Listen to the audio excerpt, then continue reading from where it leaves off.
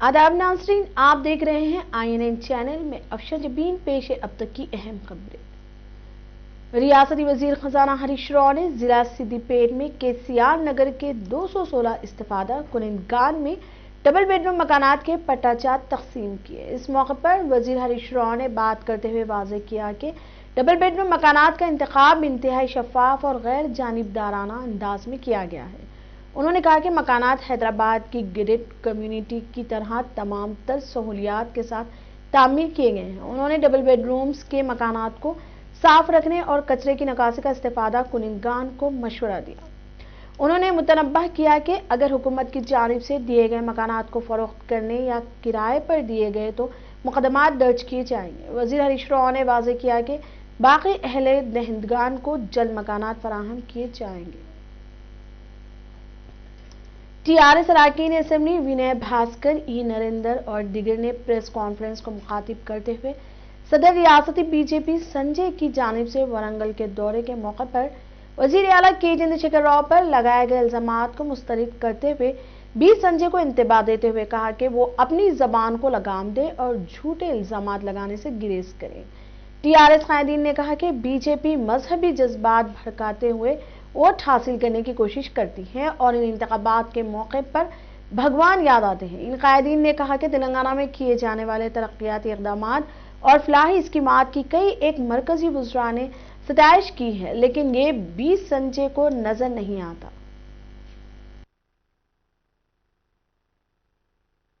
అయ్యా తొండి సంజయ్ గారు నిన్ను గల్లీ నుంచి ఢిల్లీ పంపించిండ్రు. ఢిల్లీ నుంచి ఏం తెచ్చినావు నాయనా? ఒక పైసైనా తీసుకొచ్చినావా? నువ్వు కరీంనగర్ పోయేటువంటి నేషనల్ హైవేను బాగు చేసినావా? నిధులు తీసుకొచ్చినావా? ఈరోజు పునర్విభజన చట్టంలో మాకు రావాల్సినటువంటి కాజ్బేట్కు దక్కవలసినటువంటి రైల్వేకు సంబంధించినది ఏమైనా తీసుకొచ్చినావా? లేక బయ్యారం నిరుద్యోగుల సమస్యల పరిష్కారం కోసము బయ్యారంలో ఉక్కు ఫ్యాక్టరీ కావాలంటే చేసినావా? దేశంలోనే ఒక మెగా టెక్స్టైల్ పార్క్ వేలాది మందికి నిరుద్యోగ యువకులకు ఉపాధి కల్పించాలని చెప్పి మా గౌరవ ముఖ్యమంత్రి కేసీఆర్ గారు, మా గౌరవ మంత్రి కేటీ రామారావు గారు అక్కడ టెక్స్టైల్ పార్క్ చేస్తే దానికి ఏమైనా నిధులు ఇచ్చినావా? నీతి ఆయోగ్ చెప్పినటువంటి మిషన్ కాకతీయకు ఒక పైసా ఇచ్చినావా? మిషన్ భగీరథకు ఒక పైసా ఇచ్చినావా?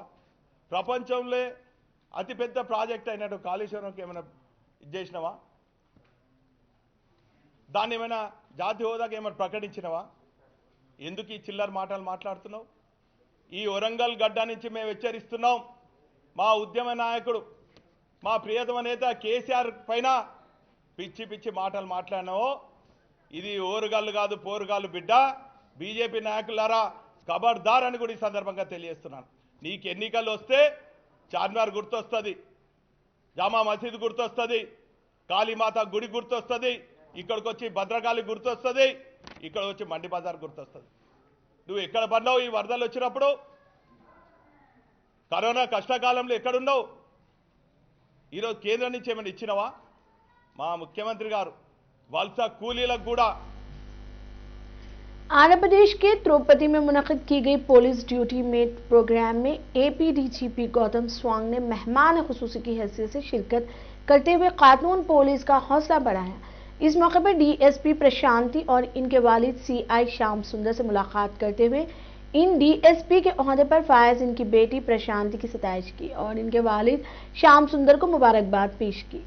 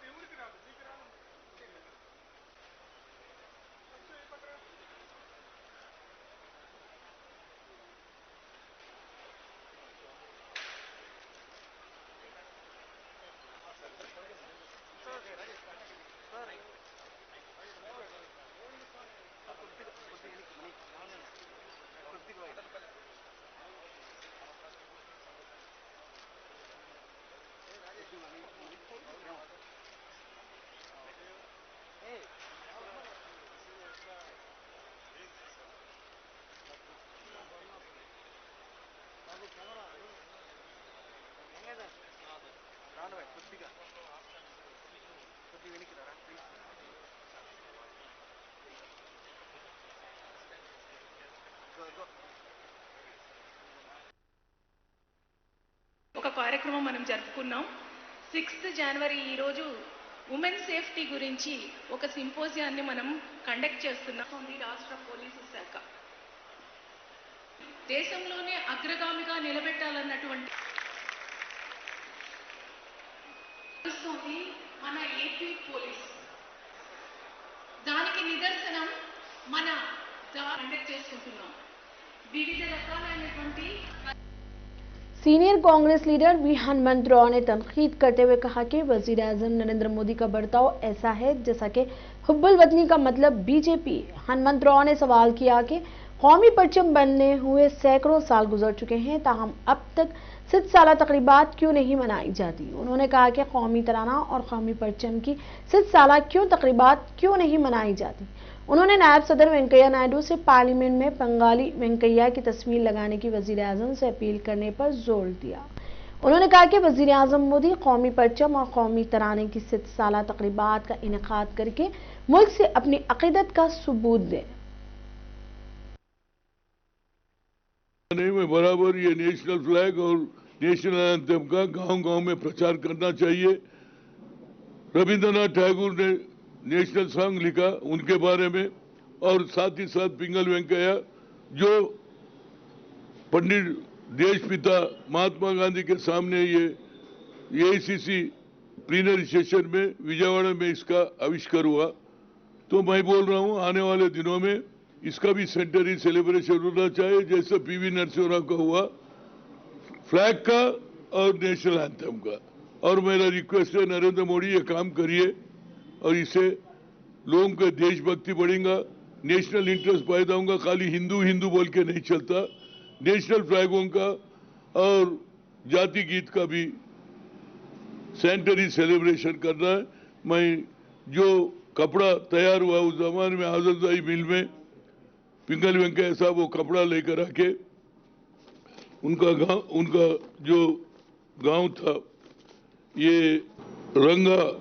रंगाराव के गांव हमारे मुनगल और नड़ीगुड़ विलेज मुनगल मंडल में हुआ, कृष्णा डिस्ट्रिक्ट में। मैं वहां जा रहा हूं, पहले जाऊंगा 9 तारीख को वरंगल जाऊंगा, आदमजाई मिल में मिलूंगा, जो वर्कर उस जमाने में काम कर रहे हैं उनको श्रद्धांजलि दिलाऊंगा। और साथ ही फिर 11 तारीख के दिन वो गाँव को जाऊंगा, वहां पर ये नेशनल फ्लैग ऑफ इंडिया किताब लिखे थे वहां पर भी जाऊंगा।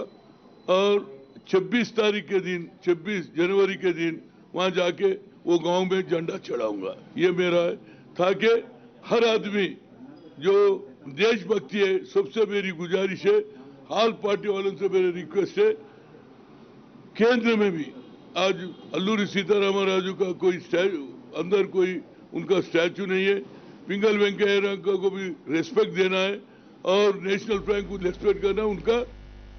साबिक बैडमिंटन खिलाड़ी प्रवीण राव के अगवा के मामले में हैदराबाद पुलिस की जानिब से साबिक वजीर आंध्र प्रदेश अखिला प्रिया इनके शौहर भार्गव राम को गिरफ्तार कर लिया गया है। गुज़िश्ता रात हैदराबाद से ताल्लुक रखने वाले खिलाड़ी प्रवीण के साथ सुनील और नवीन का अगवा कर लिया गया था। मालूम हुआ है कि अराजी के मामले में इनका अगवा किया गया है। प्रवीण राव और अखिला प्रिया के खानदान के दरमियान हफीजपेट की एक अराजी का तनाजा है। नॉर्थ सून टास्क फोर्स टीम ने कल रात हरकत में आते हुए मुलजमीन को गिरफ्तार कर लिया। साबिक बैडमिंटन खिलाड़ी और इसके 2 भाइयों, जिनको एक गरवाह ने खुद को आईटी के ओहदेदार जाहिर करते हुए अराजी के एक तनाजे के सिलसिले में मुबैना तौर पर अगवा कर लिया था, बुध की सुबह की अव्वलीन सातों में पुलिस ने बचा लिया। అరెస్ట్ వారెంట్ అని చెప్పి వచ్చిరు వాళ్ళు తెరిచి చూసుకోండి అని చెప్పారు. మా దగ్గర ఏమున్నాయి చూసుకోండి, మా బ్రదర్ అడ్వకేటే కదా అక్కడ చెప్పారు. ఇప్పుడు భూమా నాగారెడ్డి బంధువులు సమాచారం దాన్ని మీరు ఏ విధంగా మాకు మీరు చెప్పిన వెంబడి అర్ధ గంటలో వచ్చాం. ఇక్కడ పోలీస్ కమిషనర్ వచ్చాడు, పోలీస్ కమిషనర్ వెరిఫై చేస్తారు. 1 గంట 2 గంటలు మీకు కమిషనర్ గారు చెప్తారు.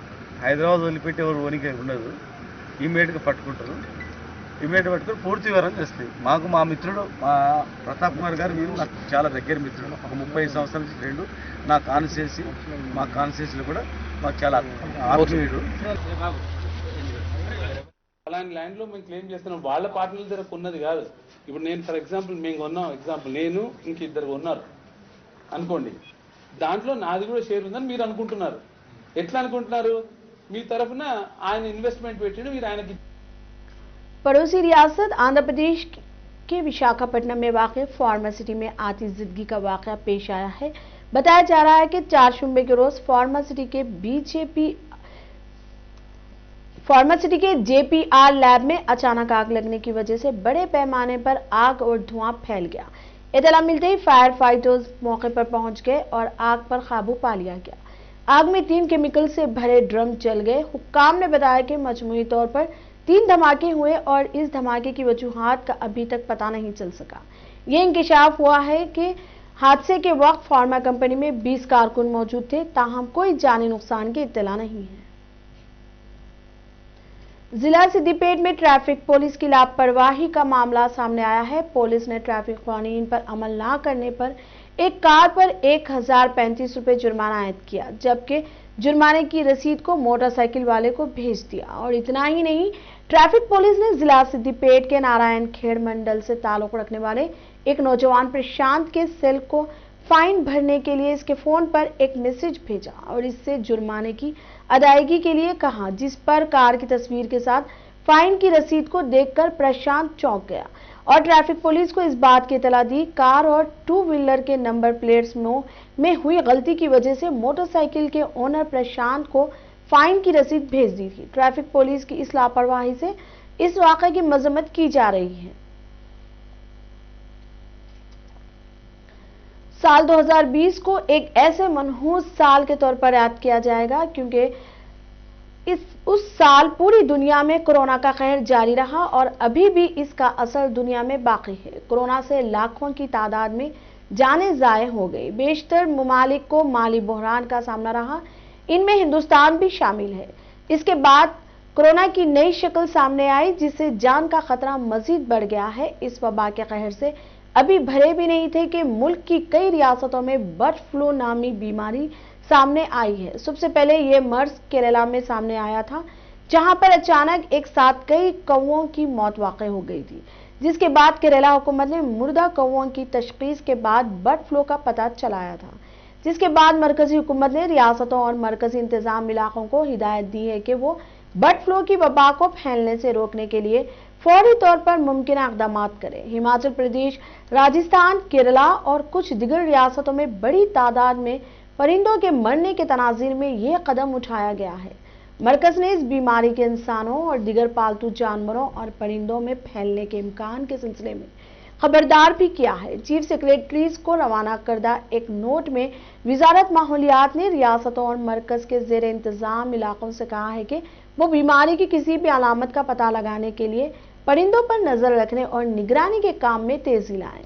मरकजी हुकूमत की जानिब से हिमाचल प्रदेश, मध्य प्रदेश, महाराष्ट्र, कर्नाटक और केरला समेत मुताद्दिद रियासतों में बर्ड फ्लू के केसेस पाए जाने के बाद इसने रियासतों और मरकज के ज़ेर इंतजाम इलाकों में इस वायरस के फैलाव को रोकने के लिए हर मुमकिन इक़दाम उठाए जाने की हिदायत दी है। वजारत जंगलात व माहौलियात ने इस सिलसिले में एडवाइजरी जारी की है, जिसमें वजारत की जानिब से कहा गया है कि हिमाचल प्रदेश, मध्य प्रदेश, केरला और दिगर रियासतों में बर्ड फ्लू के केसेस की इत्तला मिली है, जिसकी वजह से कई रियासतों में बड़े पैमाने पर परिंदों को हलाक किया गया है। हुकूमत ने परिंदों की सेहत की निगरानी करने की भी हिदायत की है, ताकि जब भी बर्ड फ्लू के केसेस मिले तो फौरी कार्रवाई की जा सके। जबकि पोल्ट्री एसोसिएशन के सदर व रुकन पार्लियामेंट रंजीत रेड्डी ने बताया कि तेलंगाना के अलावा जुनूबी हिंद की रियासतें इस वबा से बिल्कुल महफूज है। इन रियासतों में बर्ड फ्लू का कोई खतरा नहीं है। पोल्ट्री सनत तमाम एहतियाती इक़दाम कर रही है। हुकूमत केरला ने रियासत में बर्ड फ्लू का ऐलान करते हुए इसे एक खुसूसी आफत करार दिया है। केरला के इजला कोटायम और एलापोजा के बाज़ हिस्सों में बर्ड फ्लू फूट पड़ने की तस्दीक की गई है। इस बात की तौसीक रियासती हुकूमत ने इस इतला के बाद की। रियासत में 12,000 बतख फौत हुए हैं। हुकूमत ने कहा कि इस फ्लू को मजीद फैलने से रोकने के लिए इकदाम किए जा रहे हैं। H5N8 जो है बेसिकली ये एवियन इन्फ्लुएंजा का वो टाइप है जो वाइल्ड जो बर्ड्स हैं उन बर्ड्स को कवर अप करता है और उनके लिए डेडली होता है। और अभी ह्यूमंस में उसका कहीं से कहीं तक कोई भी सिग्निफिकेंस अभी तक के प्रिविलेंस नहीं देखा गया है। फिर भी माननीय जिलाधीश महोदय के निर्देशानुसार एवं हमारे राज्य स्तर से IDSP सेल से प्राप्त निर्देशों के परिपालन में 1 किलोमीटर का जो एरिया है उस एरिया में उसका सर्वे किया जा रहा है। की सूचना दी, विभाग समय पे आकर के उसमें से करीबन 4 से 5 कौवे के जो सैंपल है वो लिए है और आगे के जो कौवे पड़े हुए हैं उनका कैसे क्या निस्तारण करना उसके लिए हम लोगों ने प्रशासन से और SDM साहब से गाइडलाइन मांगी। जो गाइडलाइन आएगी उसके हिसाब से हम लोग उसका आगे का निस्तारण करवाएंगे। हम लोगों ने जो है वो सारा एरिया छाना, चप्पा चप्पा छाना, तो काफी संख्या में हमें जो है वो कारकासिस बर्ड्स। तेलंगाना में गुज़िश्ता 24 घंटों के दौरान कोरोना वायरस के 417 मुस्बित केसेस दर्ज हुए और 2 अफराद की मौत हो गई। इससे रियासत में कोरोना केसेस की कुल तादाद 2,88,000 हो गई है। आंध्र प्रदेश में 24 घंटों में 373 कोरोना के नए केसेस मजमूई तादाद 8,30,000 से तजावुज कर गई। मुल्क में 24 घंटों में 16,000 कोरोना के नए केसेस मजमूई तादाद 1,03,00,000 से तजावुज। दुनिया में 24 घंटों में 36,66,000 कोरोना के नए केसेस दर्ज हुए। मुतासरीन की मजमूई तादाद 8,68,00,000 से तजावुज। महकमा मौसमियात के मुताबिक आज रियासत के कई अजला और ग्रेटर हैदराबाद में वक्फा से बूंदाबांदी हो गई। रियासत भर में आज दर्जे हरारत मामूल के मुताबिक 14 था 19 डिग्री रही, जबकि हैदराबाद में 17.8 डिग्री रिकॉर्ड की गई, जो मामूल से 2 डिग्री ज्यादा है। हैदराबाद के कई इलाके जात में बूंदाबांदी होने की वजह से आज मौसम सर्द रहा। गुजरात के शहर राजकोट के B डिवीजन इलाके में पहली मंजिल से गिरने के बाद एक मजदूर की मौत हो गई। पुलिस ने बुध के रोज बताया कि विपिल भाई की अहलिया उर्मिला 28 साल अक्सर हाइट अपार्टमेंट साइट की पहली मंजिल पर काम कर रही थी। इस दौरान अचानक वो वहां से नीचे गिर गई, जिससे वो शदीद जख्मी हो गई। पुराने शहर के इलाके फतेह दरवाजे में पेश आए दिलखराश सड़क हादसे में एक 20 साल नौजवान की मौत वाक़ हो गई। बताया जा रहा है कि महलूक स्कूटी पर जा रहा था कि एक तेज रफ्तार लॉरी ने टक्कर दे दी, जिसके नतीजे में मज़कूरा नौजवान बरसर मौके पर ही हलाक हो गया। इतला के बाद पुलिस ने मुकाम हादसा पर पहुंचकर नाश को पोस्टमार्टम के लिए दवाखाना उस्मानिया मुंतकिल कर दिया गया और इस सिलसिले में एक मुकदमा दर्ज करते हुए तहकीकात कर रही है। सामने से गाड़ी आ गई तो यूं होगा, गाड़ी थोड़ा सब गिर गया जी। क्या गिरा? ऊपर से क्या था? ऊपर से किसी ने उसको खुद गिर गया। हाँ, नहीं उन्हें नहीं गिर गया, गाड़ी गिर गया और सामने से गाड़ी आ गई, इसने नहीं देखा जी।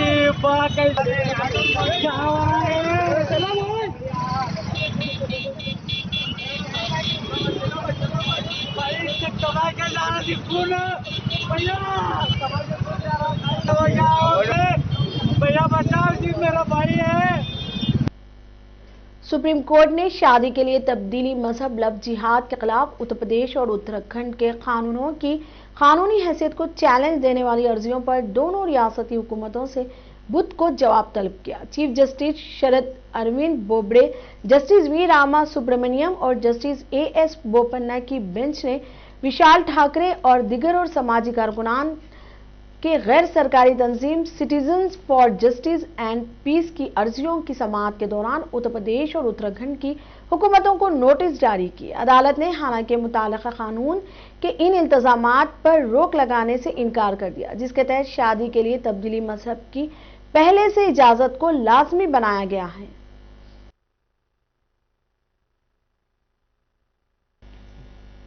अब तक के लिए इतना ही। देखते रहिए INN चैनल। खुदा हाफिज।